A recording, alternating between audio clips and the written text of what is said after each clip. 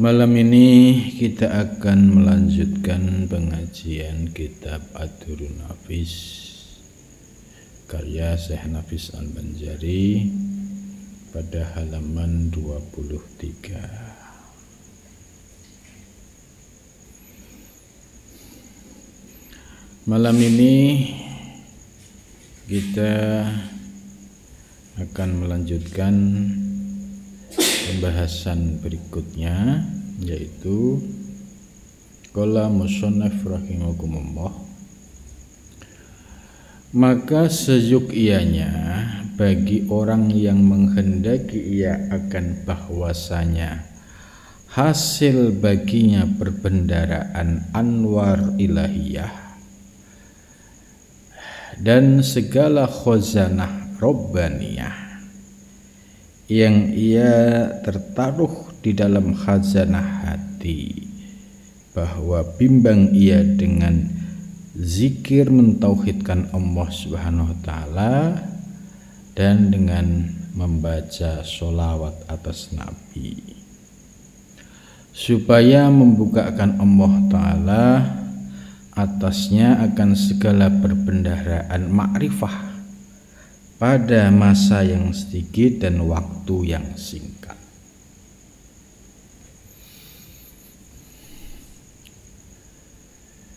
Penjelasan malam ini terkait dengan seorang salik yang sudah istiqomah ngaji kitab-kitab ilmu hakikat, kemudian bisa memahaminya. Jadi setelah ngaji kemudian paham. Nah, setelah paham selanjutnya bagaimana bisa mengamalkan. Apabila seorang salik itu istiqomah ya di dalam ngajinya, sebab ngaji ini juga perlu istiqomah untuk bisa memahami ilmu Ad-Durrun Nafis secara utuh. Ngajinya harus istiqomah supaya tidak menimbulkan salah paham, hanya mencomot-comot atau mengutip-ngutip yang sebenarnya itu dijelaskan oleh bagian lain ya yang lebih detail gitu. Ini pentingnya ngaji istiqomah. Kalau ngajinya nggak istiqomah, ya sulit untuk bisa memahami secara utuh. Ibarat orang mau menemukan konstruksi gambar yang utuh, ya sementara ngaji ini ibarat menemukan puzzle-puzzle yang terpisah. Setelah dia paham ya, kemudian baru ngerti, ini toh maksudnya gitu. Apalagi ngaji ilmu-ilmu haqaiq seperti ini, jadi perlu kesungguhan dan perlu istiqomah secara teori ilmu dulu gitu. Kalau secara teori ilmu paham sampai pada tahapan ilmu yakin, kemudian diamalkan ya secara bertahap, ya mulai dari yang tahapan-tahapan awal, kemudian selanjutnya memahami pada tahapan-tahapan berikutnya. Maka lambat laun akan bisa merasakan Nah, ketika seorang salih bisa merasakan buah dari ilmu haqaiq, itu ada dua yang disebutkan di sini, yaitu anwar ilahiyah, cahaya ketuhanan. Orang yang memperoleh anwar ilahiyah itu ibarat orang yang mendapatkan anugerah, ya, ibarat orang yang mendapatkan doping, ya, tiba-tiba diberikan anugerah paham. Ini namanya anugerah anwarul ilahiyah, cahaya ketuhanan. Apabila nur anwar ilahiyah masuk ke dalam hati seorang salih, maka dampaknya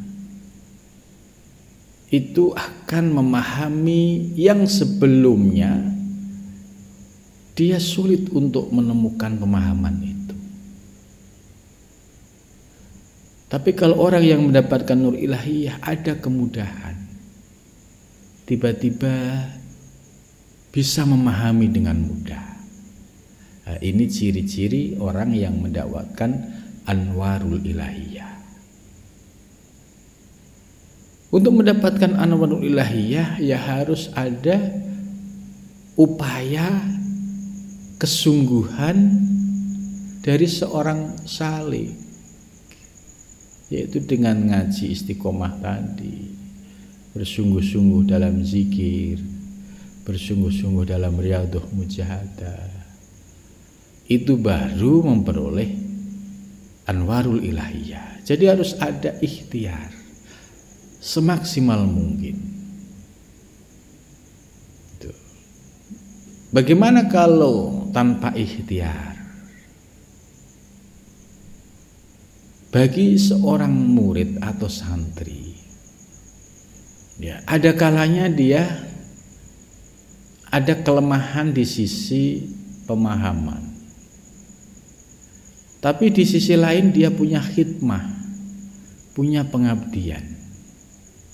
Kemudian dari pengabdian yang ikhlas itu membuat gurunya, hatinya itu terpanggil, merasa senang dan mendoakan.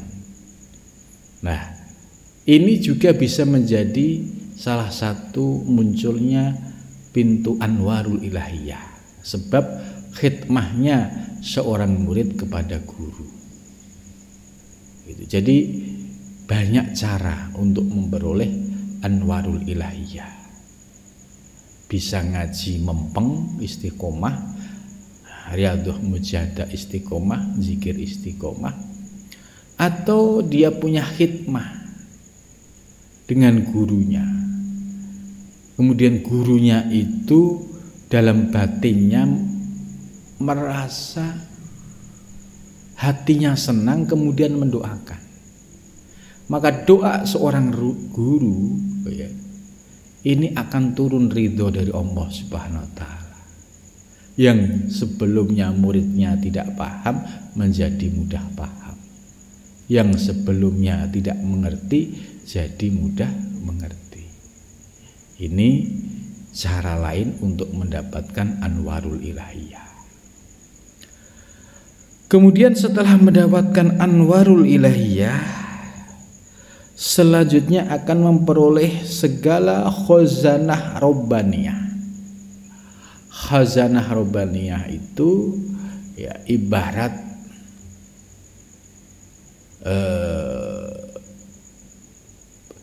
perbendaharaan rizki ruhani yang berupa ilmu dari Allah Subhanahu wa Ta'ala yang tak terbatas. Itu namanya khazanah robbaniyah. Orang yang memiliki anugerah khazanah robbaniyah itu ciri-cirinya membaca buku atau kitab yang dianggap paling berat, yang dianggap paling sulit, itu dilalah diberi kemudahan oleh Allah Subhanahu wa Ta'ala.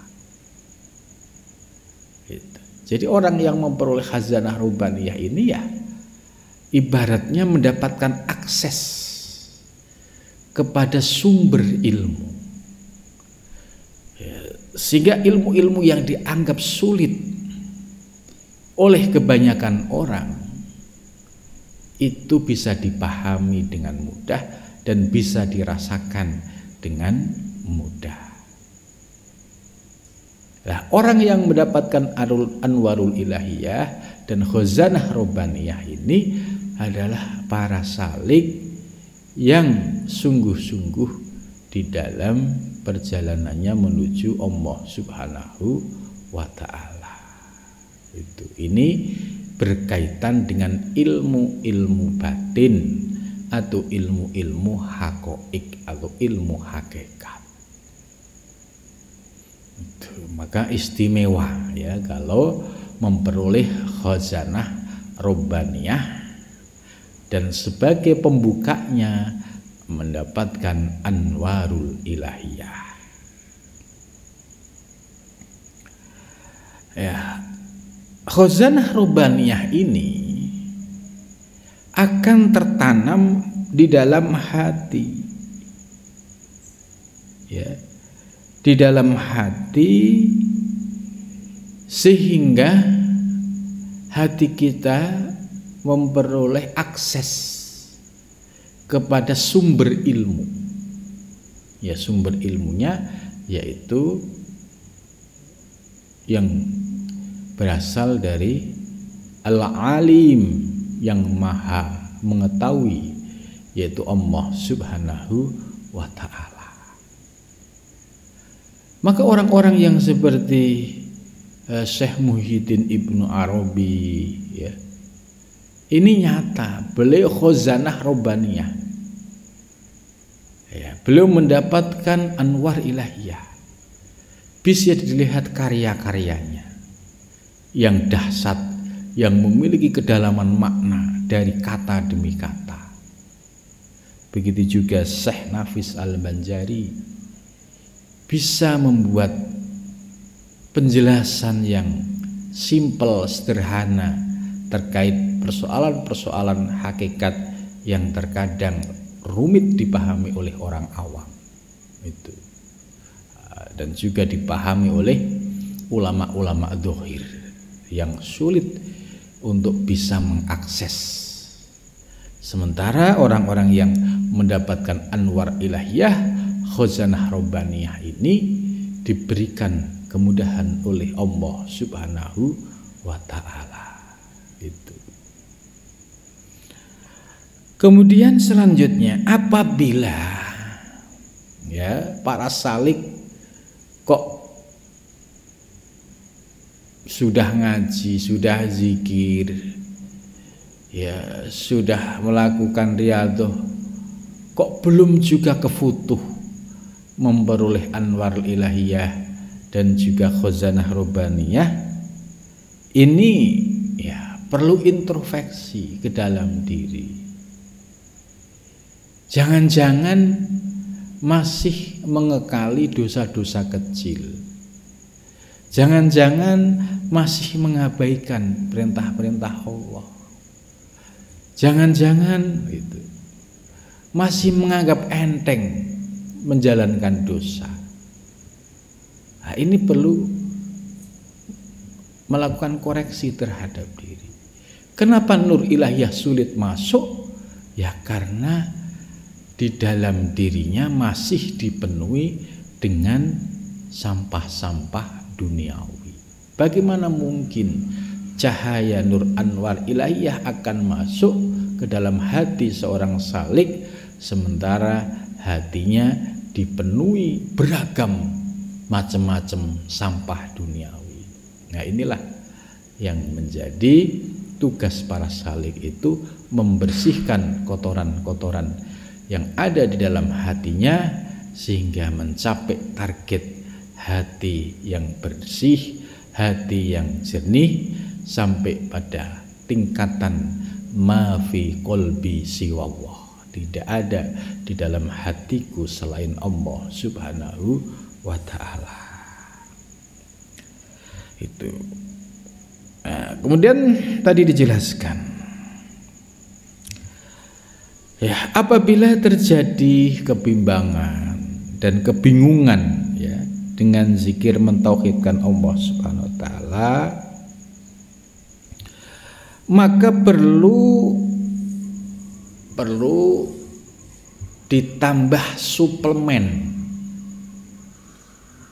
Apa suplemennya seorang salik supaya kefutuh hatinya mendapatkan anwar ilahiyah dan khazanah robbaniyah?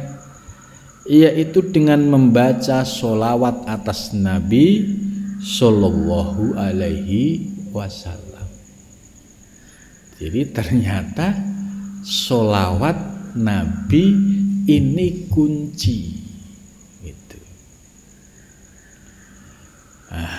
Sholawat Nabi ini ya, memiliki peranan penting ya, bagi para salik. Sebab sholawat yang kita baca itu pasti sampai kepada baginda Nabi besar Muhammad Sallallahu Alaihi Wasallam. Dan sholawat yang kita baca juga akan dilipat gandakan oleh Allah Subhanahu wa ta'ala. Dan sholawat yang kita baca juga akan membuka tabir-tabir ilahiyah. Dan sholawat yang kita baca juga dapat menyingkap asror ilahiyah. Jadi karena itu ya seorang salik harus memiliki zikir sholawat ya supaya bisa membuka tabir yang ada di dalam diri kita, supaya kita kefutuh di dalam memahami dan merasakan ilmu-ilmu ketuhanan. Jadi membaca sholawat Nabi ini supaya membukakan Allah Ta'ala atasnya akan segala perbendaharaan. Jadi harus ada zikir sholawat. Maka para salik ya, dan juga para ulama-ulama terdahulu dan salafus soleh, zikir sholawatnya setiap hari itu sudah ribuan ya, mungkin untuk pemula paling 100, 300, 1000. Tapi para salikin yang sudah tahapan memiliki mahabbah dan kerinduan kepada baginda Nabi besar Muhammad SAW, itu sholawatnya sudah ribuan. Itu. Sebab dia semakin banyak membaca sholawat, semakin mendapatkan kenikmatan. Dengan membaca sholawat yang dia jadikan sebagai wadifah yaumiyah, ya, wadifah harian, amalan harian, itu akan merasakan dampak secara nyata, baik secara rohani maupun jasmani. Jadi orang-orang yang ahli sholawat ya, itu memiliki anugerah ya, kefutuh dari sisi rohaniyah. Kemudian dari aspek jasmaniah diberikan kemudahan soal urusan dunia. Ini kelebihan orang-orang yang istiqomah di dalam zikir sholawat. Jadi urusan yang rumit-rumit terkait rohaniah itu pun diberikan kemudahan dan diberikan bimbingan langsung oleh Allah Subhanahu wa ta'ala. Sedangkan terkait persoalan-persoalan dunia juga akan diberikan kemudahan-kemudahan oleh Allah Subhanahu wa ta'ala. Karena itu ya harus tiap hari itu punya wadifah yaumiyah, membaca sholawat. Jangan sampai tidak. Jangan sampai waktu 24 jam itu lepas begitu saja. Enggak ada waktu yang disisihkan untuk membaca sholawat. Itu.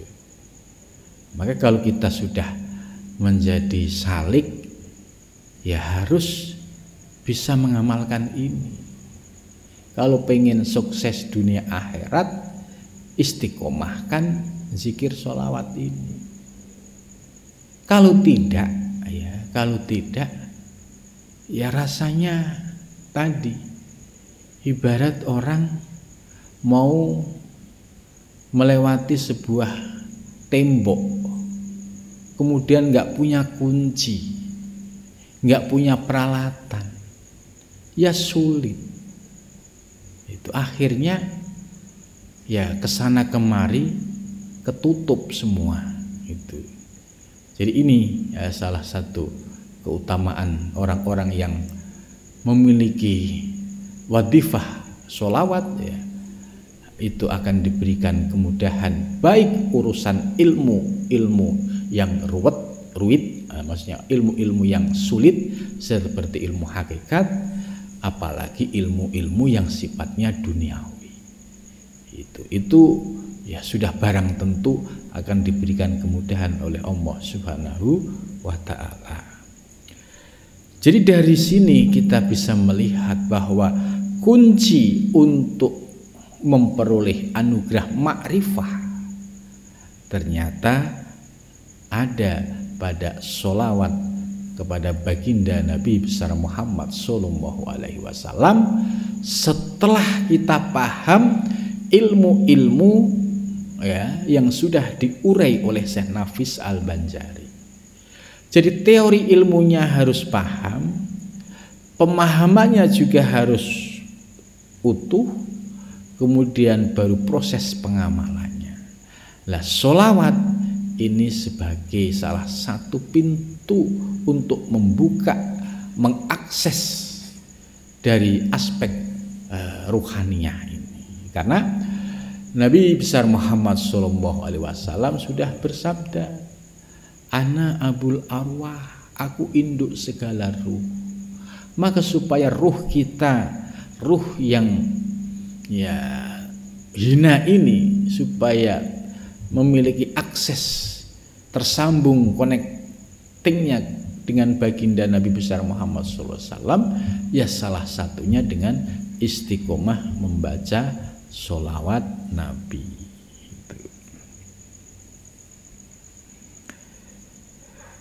Maka dengan membaca sholawat Nabi itu akan dibukakan yaitu perbendaharaan makrifah pada masa yang sedikit dan waktu yang singkat. Itu. Jadi sholawat memiliki keistimewaan bagi para salik ya untuk usul ilallah Subhanahu wa ta'ala. Dan adapun kaifiat bimbang dengan mentauhidkan Allah Ta'ala itu yaitu seperti bahwa engkau lihat akan tiap-tiap gerak dan sukun dan tiap-tiap kalam dan sukut hanya saja sekalian itu yaitu terbit dari Allah Subhanahu wa ta'ala, sama ada ia daripadamu atau daripada yang lainnya daripadamu, dan bersungguh-sungguhlah engkau daripada yang demikian itu pada sekalian waktumu, hingga tahqiqlah engkau dengan yang demikian itu dengan rasa dzauq ya dan kasaf. Inilah bernama tauhidul af'al, tiada yang berbuat hanya Allah Subhanahu wa ta'ala. Ini selanjutnya Syekh Nafis ya memberikan ya tip bagaimana kita bisa mengamalkan tauhidul af'al. Ya, tauhidul af'al itu adalah tauhid yang pertama, yaitu mengesahkan semua perbuatan kembali kepada Allah Subhanahu wa ta'ala. Maka menurut Syekh Nafis yaitu dengan cara memandang. Ya, jadi memandang terhadap semua gerak dan diam. Nah, maksudnya memandang di luar diri, ya, misalkan melihat daun-daun yang bergoyang atau gerakan-gerakan manusia, ya, apalagi di pagi hari dan sore hari, ya, begitu sibuknya, ya, manusia, ya. Ini semuanya kita berlatih, ya, secara pelan-pelan untuk memandang, mengembalikan kepada Allah. Itu, ya, misalkan contoh, ya, duduk di pinggir jalan, kemudian melatih diri untuk bisa memandang semua pergerakan di jalan raya, baik yang bawa mobil, yang bawa motor, yang bawa sepeda. Kita berlatih, oh iya, semua itu digerakkan oleh Allah Subhanahu wa ta'ala. Kok bisa digerakkan Allah? Lah, karena mereka bisa bergerak dinamis karena ada ruh. Dan ruh ini yang membuat hayat hidup. Ketika ada ruh, kemudian hayat hidup, kemudian bergeraklah aktivitas manusia. Nah, ketika kita sudah menyadari itu, oh iya, berarti ya semua gerakan yang dilakukan oleh makhluk di alam semesta ini harus dipandang dan dikembalikan kepada Allah Subhanahu wa ta'ala. Tapi ini cukup dirasakan secara zuk, ya, tidak untuk disampaikan secara tertulis, apalagi dibuat status Facebook, nggak boleh. Ilmu-ilmu semacam ini nggak boleh dibuat sembarangan, karena nanti akan diberi ujian yang berat oleh Allah. Itu, maka lebih baik sedikit-sedikit tapi mulai diamalkan. Seluruh pergerakan kita pandang, kita kembalikan kepada Allah. Lesan kita diam, memandang, mata melihat, hati mengembalikan kepada Allah Subhanahu wa ta'ala. Jadi lesannya tetap terjaga. Tidak boleh keluar kalimat-kalimat satohat, tidak boleh keluar kalimat-kalimat yang membongkar rahasia ketuhanan. Nah, ini praktek yang benar. Itu.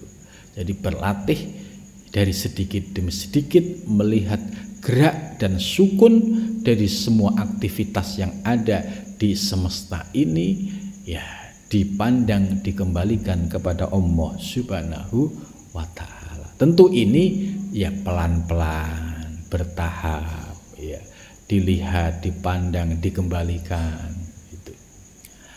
Ya, namun demikian, ya, dinamikanya tidak secara otomatis itu bisa dalam kondisi ingat terus, tidak, ya. Salik itu ya turun naik. Kadang kalau lagi enak, ya, suhudnya, mandangnya enak. Gitu. Kadang kalau lagi lupa, ya lupa, gitu. Tapi dalam posisi kita sebagai salik yang sedang berproses belajar, maka ya usahakan belajarnya yang istiqomah tadi, latihannya yang istiqomah tadi, sampailah benar-benar tahqiq, gitu. Sampai misalkan ada daun jatuh pun, ya, itu tetap di batin, di zuk kita memandang, mengembalikan kepada Allah Subhanahu wa ta'ala, bukan untuk diucapkan, apalagi ditulis dalam sebuah status. Ini tidak diperkenalkan dan sangat dilarang keras, ya. Kemudian tiap-tiap kalam dan sukut, ya. Kalam, ya, orang yang bicara atau sukut diamnya, ya. Itu juga harus dipandang, ya, hakikatnya orang tersebut bisa bicara. Siapa sih yang ngasih kemampuan dia bicara? Ya Allah. Kok bisa Allah? Ya bisa dilacak. Dia bisa ngomong karena ada ruh. Karena ada ruh maka dia hidup. Ketika dia hidup, seluruh organ bisa normal, bisa berfungsi sebagaimana fungsinya. Ketika ada ruh hidup, mata bisa memandang, telinga bisa mendengar, lesan bisa berkata-kata. Maka ketika kita paham sumbernya, yaitu ruh, dan ruh itu min amri Rabbi, maka pada hakikatnya ketika kita bisa memandang, bisa mendengar, bisa berkata-kata, harus dikembalikan kepada Allah Subhanahu wa ta'ala. Gitu. Kemudian selanjutnya,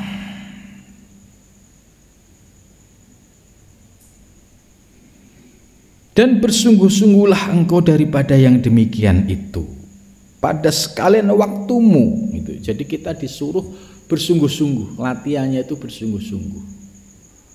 Jadi mulai dari bangun tidur, ya, aktivitas harian sampai malam, itu usahakan luangkan waktu untuk mempraktekkan ilmu.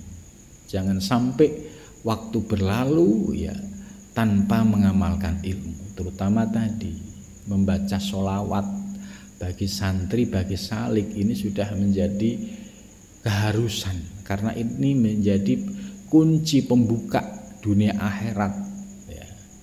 Ini kemudian ditambah pengamalan yang dilakukan secara istiqomah sampai tahqiq. Tahqiq itu ya keyakinan yang sudah tidak goyah lagi, gitu. Keyakinan yang sudah tidak akan berubah lagi, keyakinan yang sudah tidak akan naik turun lagi. Ini namanya pemahaman ilmu yang naik menjadi tahqiq. Itu. Tahqiq engkau dengan yang demikian itu dengan rasa dzuk. Itu. Jadi dzuknya, rasanya itu sudah secara automatically, ya, langsung bisa merasakan, menikmati dan mengembalikan kepada Allah Subhanahu wa ta'ala. Lesan tidak perlu berkata-kata, orang lain tidak perlu tahu, ya, kita sedang mempraktekkan ini. Cukup ini sebagai rahasia antara kita dengan Allah Subhanahu wa ta'ala, dan cukup kita rasakan dengan dzuk kita. Dan kasyaf, ya, kasyaf itu yaitu ketersingkapan pemahaman secara teori ilmu, ya, kemudian juga diberikan ketersingkapan memahami makna-makna yang ada. Maka dengan dzuk dan kasyaf inilah seorang salik bisa merasakan benar-benar ilmu secara tahqiq. Ya, jika demikian kita sudah mulai berlatih secara rutin istiqomah, itu ya, itu sampailah kita sudah mengamalkan yang namanya tauhidul af'al, yaitu mengesahkan semua perbuatan, semua pergerakan di alam semesta hakikatnya kembali kepada Allah Subhanahu wa ta'ala yang menggerakkannya. Ini sebagai contoh tahapan-tahapan mengamalkan tauhidul af'al, ya.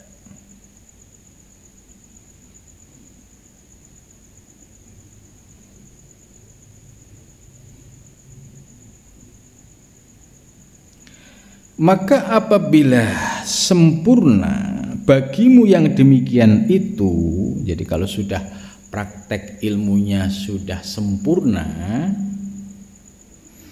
dan masuklah rahasia tauhid itu, akhirnya kita merasakan rahasia-rahasia tauhid itu pada pendengaranmu. Jadi akhirnya merasakan ketika kita mendengar, ini merupakan anugerah Allah. Ketika memandang, ini juga bisa mengembalikan kepada Allah, ya. Dan seluruh anggotamu maka berpindahlah engkau dengan isyarat gurumu kepada tauhidus sifat dan asma.